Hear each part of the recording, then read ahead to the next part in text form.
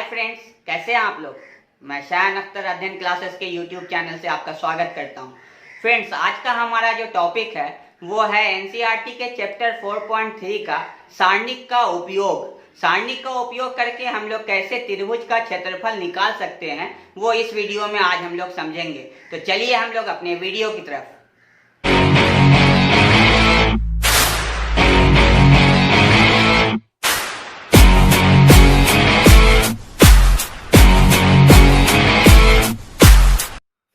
आज का हमारा जो टॉपिक है वो हम लोगों को सारणिक का उपयोग करके त्रिभुज का क्षेत्रफल ज्ञात करना है। ठीक है, पहले मैं कुछ आपको प्रीवियस बात समझाता हूं। हम लोग 11th क्लास में सीधी रेखा में पढ़ चुके हैं कि किसी भी त्रिभुज के तीन शीर्ष दिए हुए हैं, x1 y1 x2 y2 x3 y3 यदि दिया हुआ है। ये त्रिभुज है 1, 2 और 3, तीनों शीर्ष के बिंदु दिए हुए हैं। तो त्रिभुज का क्षेत्रफल क्या होगा? तो ये होगा 1/2 x1 गुना y2 minus y3 plus x2 गुना y3 minus y1 plus x3 गुना y1 माइनस y2। ठीक, अब आप लोगों को मैं बता रहा हूं कि आप लोग इसका सारणिक के द्वारा कैसे क्षेत्रफल निकाल सकते हैं। तो कुछ नहीं करना है, आप लोगों को वो तीनों बिंदु दिया रहेगा। आप लोगों को सारणिक में 1/2 देकर x1 y1 1, x2 y2 1, x3 y3 1 ऐसा हर बार आप लोगों को लिखना। तीन बिंदु दिया रहेगा, तीनों को x1 y1 साथ में 1, x2 y2 साथ में 1, x3 y3 साथ में 1, ये आपको लिखना। ठीक, अब यदि इस सारणिक का मान आप लोग निकालते हो तो आप लोग जानते हो क्या होगा, ये वाला मान आ जाएगा। तो हम क्या कर सकते हैं, हम सारणिक का उपयोग करके त्रिभुज का क्षेत्रफल निकाल सकते हैं। अगर इसको हल करने पर इतना आता है तो आप इस फॉर्मूला का उपयोग करो या इसका उपयोग करो। तो ये जो चैप्टर है उसमें आपको इसका उपयोग करना है, ना कि इसका उपयोग करना है। ठीक है, तो हम लोग इसको पहले हल करते हैं। C1 से हम लोग हल कर रहे हैं। ठीक है, तो देखिए क्या आएगा, डेल्टा बराबर क्या होगा 1/2, वैसे ही x1 लेंगे, है ना। x1 लेने के बाद क्या होगा, ये पूरा छुप जाएगा, ये पूरा छुप जाएगा, तो y2 माइनस y3। यहां तक कोई परेशानी नहीं। बीच में हम लोग देखिए ये दूसरा आया, तो ये दूसरा रो पहला कॉलम तो माइनस में आ जाएगा ना, क्योंकि ये आपका विषम संख्या है ना। दूसरा रो पहला कॉलम जोड़ने पे विषम संख्या माइनस में देगा। चलिए x2 छुपाइए, ये पूरा छुपेगा, ये पूरा छुपेगा, तो y1 गुना y3, y1 माइनस y3, ये भी ठीक है। तीसरा देखो प्लस x3, ये पूरा छुपेगा, ये पूरा छुपेगा, तो y1 माइनस y2 दिख रहा। अब आपको पता है कि आप जब इसके माइनस को कॉमन ले लोगे, 1/2 x1 y2 minus y3 minus बाहर निकाल दोगे तो ये क्या बन जाएगा, प्लस में x2, और ये पलट जाएगा, y3 पहले हो जाएगा, y1 बाद में हो जाएगा, x3 y1 माइनस y2। आप देखो ये मान और ये मान दोनों सेम है ना। तो आप सारणिक का उपयोग करके त्रिभुज का क्षेत्रफल निकाल सकते हो। ठीक, अब आपके मन में होगा कि क्या मैं इसी प्रकार से C1 को ही हल करूंगा तभी त्रिभुज का क्षेत्रफल निकलेगा? कतई नहीं। आपको मैंने कई बार कहा है कि आप इसको 3 रो 3 कॉलम का अगर सारणिक है तो आप 6 तरीके से इसको प्रसारित कर सकते हैं। C1 से, C2 से, C3 से, R1 से, R2 से, R3 से। आपके सब का मान क्या आएगा, सबका मान 1 आएगा। ठीक है, तो आप इसको ऐसे हल करो तो भी आंसर वही आएगा, ऐसे हल करो तो भी आंसर वही आएगा। मेरा काम था सिर्फ आपको इस चीज को समझाना कि ये वाला फॉर्मूला आपको सारणिक से कैसे उतना ही आता है। ये फॉर्मूला का उपयोग 11th में किया गया था, इसका उपयोग 12th में करेंगे और त्रिभुज का क्षेत्रफल निकालेंगे। फ्रेंड्स, इस चैप्टर से रिलेटेड 3 इंपॉर्टेंट बात पहला, त्रिभुज का क्षेत्रफल एक धनात्मक राशि होता है तो हम लोग केवल निरपेक्ष मान लेंगे, मतलब सिर्फ आपका एब्सोल्यूट वैल्यू लेंगे प्लस में। ठीक। दूसरी बात, त्रिभुज के क्षेत्रफल अगर दिए हुए हैं सवाल में तो आपको किसी भी मान को हल करने के लिए त्रिभुज के क्षेत्रफल प्लस में भी लेना है और माइनस में भी लेना है, जब आपका दिया होगा तब। ठीक। तीसरी बात, 3 बिंदु है, तीनों बिंदु आपस में संरेख हैं, मतलब एक ही रेखा पर हैं, तो आपके त्रिभुज के क्षेत्रफल का आंसर 0 होगा। फ्रेंड्स, थ्योरी के समझ जाने के बाद अब हम लोग कुछ उदाहरण को समझते हैं कि हम लोग सारणिक का उपयोग करके कैसे हम किसी त्रिभुज के क्षेत्रफल को निकाल सकते हैं। दोस्तों, मेरे सामने 3 उदाहरण है, मगर आपके लिए सिर्फ 2 बताऊंगा, एक आप लोग खुद से घर पर कर लोगे। ठीक है। तो देखो, यहाँ पे त्रिभुज का क्षेत्रफल ज्ञात करना है। पहला क्वेश्चन ये है, दूसरा क्वेश्चन ये है, तीसरा क्वेश्चन ये है। सारणिक का उपयोग करना है। देखो, तीनों शीर्ष दिए हुए हैं ना, तीनों शीर्ष का मान आपको दे दिया है, तो हम लोग पहला नंबर का सॉल्व करते हैं। मैंने आपको क्या बताया कि त्रिभुज का क्षेत्रफल बराबर क्या करोगे, 1/2 x1 1 y1 0 1, फिर x2 1 y2 0 1, x3 4 y3 3 और 1। इसको सॉल्व करो, तो इसको सॉल्व करोगे 1/2, सारणिक का मान इससे निकालो, 1 0 गुना 1 0, 3 गुना 1 तो 0 -3। अच्छा, बीच में माइनस होता है ना, इसके लिए चलिए, इससे पहले जो मैंने आपको बताया उससे हमने क्या कहा, आप किसी तरह से निकाल सकते हो ना, तो आप निकालो ना ऐसे, जो पहले से सीखे हुए हो एक ही मेथड से। तो 0, ये पूरा छुपेगा, 6 × 1 6, 4 × 1 4, प्लस 1, 6 × 3 18 -4 × 0 0। सॉल्व करो तो क्या हो जाएगा आपका, 1/2 -3 हो जाएगा, 1 से गुना होके, ये 0 से गुना होके क्या होगा, 0 ही होगा ना।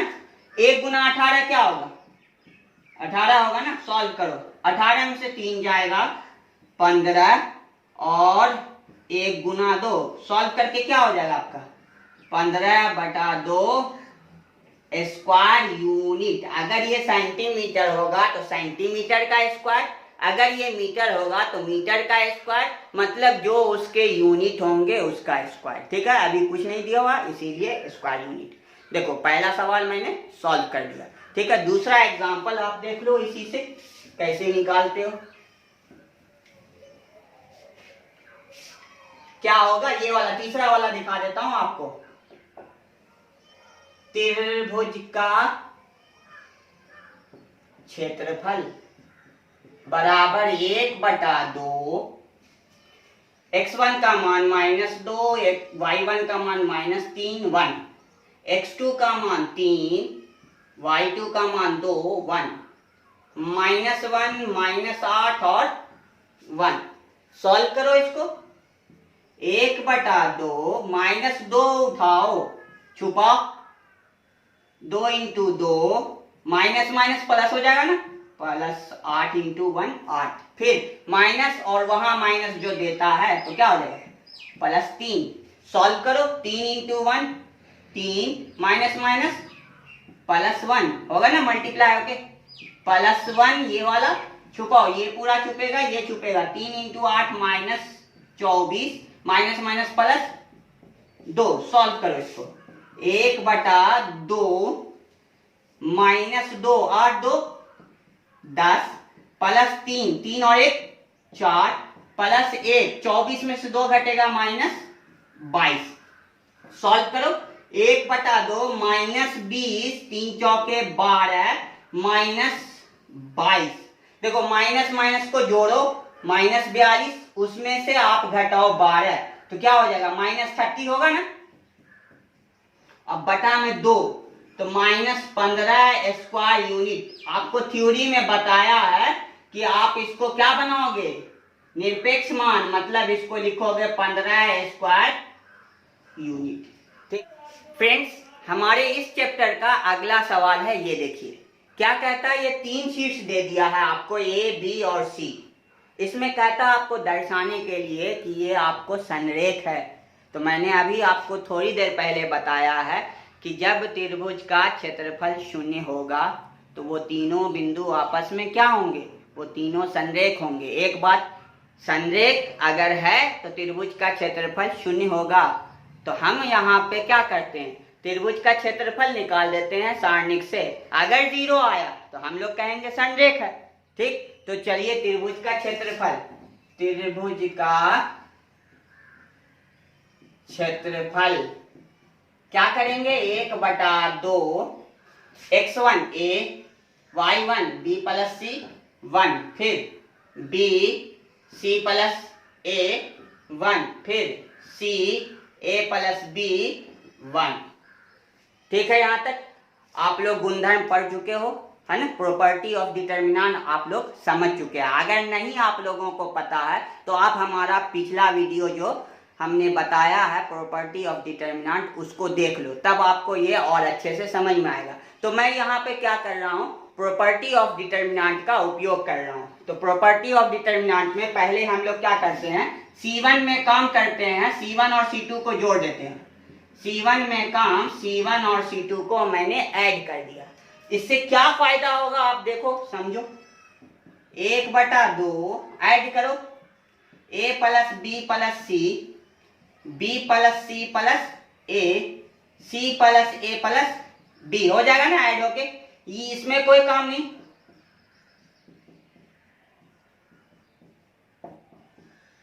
ठीक, अब देखो आप यहाँ पे ये पूरा C1 आपका क्या है, उभयनिष्ठ हो गया ना, कॉमन हो गया, बाहर निकाल दो। 1/2 a plus b plus c, बचा क्या, 1 1 1 b plus c, c plus a plus b, 1 1 1। दोस्तों मैंने आपको बताया है कि अगर किसी सारणी के कोई दो कॉलम सेम हो जाए, आइडेंटिकल हो जाए, ठीक है, मतलब प्रत्येक अवयव समान हो, यहाँ देखो दिख रहा है ना, तो उसका सारणी कितना होता है, 0 होता है ना। तो रखो ना, तो यहाँ से आपका क्या हो जाएगा, त्रिभुज का क्षेत्रफल बराबर ये गुना 0। आंसर क्या आया, 0 आया ना। जब त्रिभुज का क्षेत्रफल 0 होगा तो तीनों शीर्ष आपस में संरेख होगा। फ्रेंड्स, हमारा अगला सवाल है, ये क्या कह रहा, सवाल को समझते हैं। k का मान ज्ञात करें। देखिए 2 सवाल है, ये वाला और ये वाला। तो ये k का मान आपको पता करना है। यहाँ पर क्या होगा, यदि त्रिभुज का क्षेत्रफल 4 वर्ग इकाई है।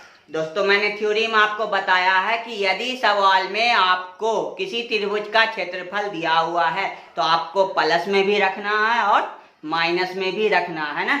तो आपको 2 बार काम करना है, एक बार +4 लेकर, एक बार -4 लेकर, और आपको k का मान निकालना। तो हम एक सवाल को बनाते हैं, या तो इसको नहीं तो इसको। तो चलिए पहला नंबर को मैं बनाता हूं, दूसरा नंबर आप लोग बना लोगे, इत्मीनान से आप लोगों से बनेगा। त्रिभुज का क्षेत्रफल बराबर +4 और -4, ये सवाल में दिया हुआ है।